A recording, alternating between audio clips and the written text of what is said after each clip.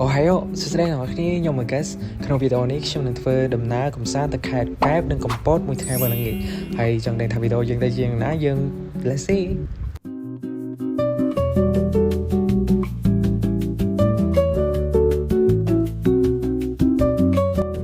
ជាដំបូងគឺខ្ញុំត្រូវភ្ញាក់ពីម៉ោង4ដើម្បីរៀបចំខ្លួនហើយនេះគឺជាអូហ្វីសរបស់ខ្ញុំដើម្បីខ្ញុំទៅចាំឡានគេទាំងម៉ោង4:50នាទីជាដោយសារតែឡានគេចេញម៉ោង5:15នាទីប៉ុន្តែខ្ញុំចាំតាំងពីយប់រហូតដល់ភ្លឺគឺឡានអត់តមកដល់ទេតែឡានគេមកយក finally ដោយសារតែពីខ្ញុំមកបានគេងទៅពេលខ្ញុំចូលឡានហើយគឺខ្ញុំសង្ងំគេងទៅថតបានតិចតួចហើយគឺខ្ញុំគេងទៅគេង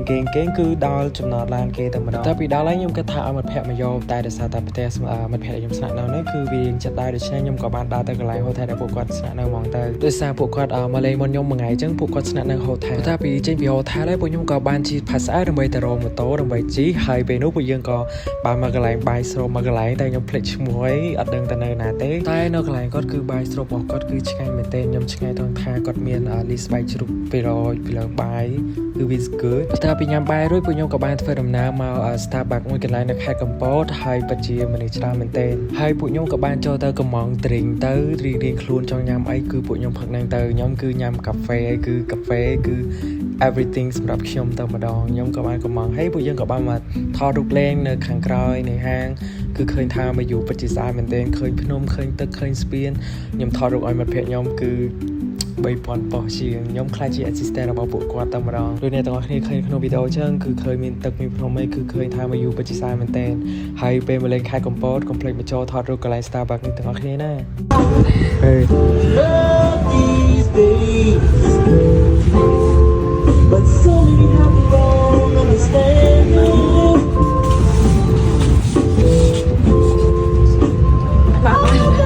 តែពីពួកយើងថតរូបឆ្អែតឆ្អន់ហើយពួកយើងក៏បានជិះម៉ូតូធ្វើដំណើរទៅកន្លែង hotel របស់ពួកគាត់វិញដោយសារតែពួកគាត់ទៅ check out នៅម៉ោង12ថ្ងៃត្រង់តែពេលពួកខ្ញុំទៅដល់ហ្នឹងគឺម៉ោង1ដោយសារតែពេលព្រឹកហ្នឹងពួកយើងធ្វើខ្លួនរៀងឡាអញ្ចឹងធ្វើឲ្យការដើរលេងរបស់យើងហ្នឹងវារៀងឡាតាមនឹងដែរទៅក្រោយមកពួកយើងក៏ធ្វើដំណើរទៅកែបប៉ុន្តែមានរឿងមួយកើតឡើង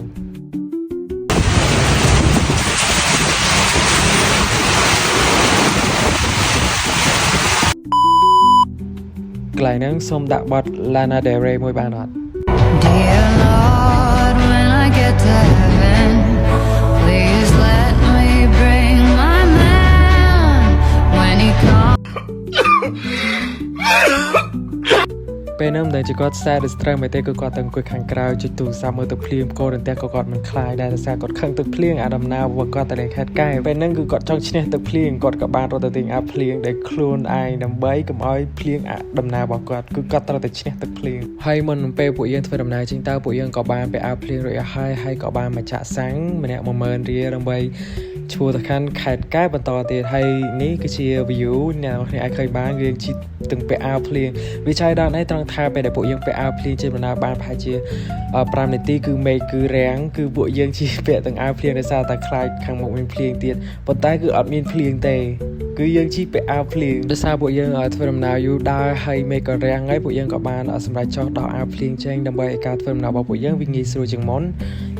ហើយនេះគឺជា view ខ្លះៗដែលពួកយើងនៅតាមថ្នល់នៅតាមផ្លូវអ្នកនរគ្នាអាចមើលបានខ្ញុំបត់ចំណឹងសិនមើល view សិនណា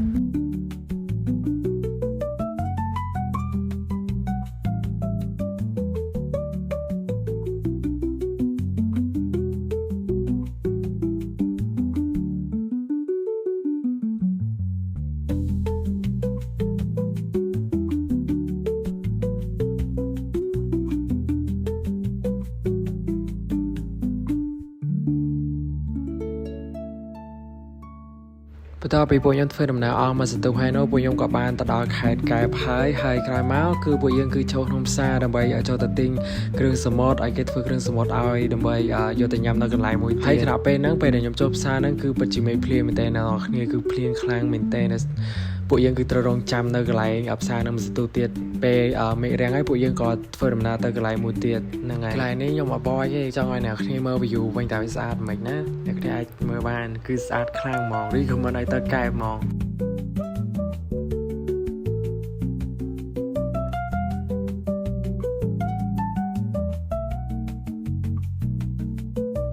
Dear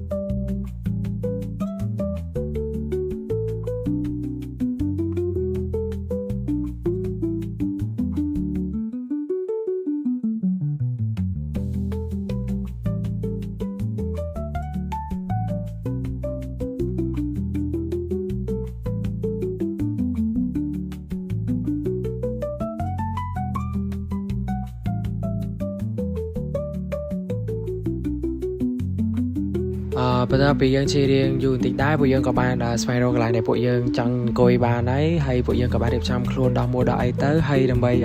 ទៅញ៉ាំអីនៅមុខមាត់សមុទ្រហ្នឹង yes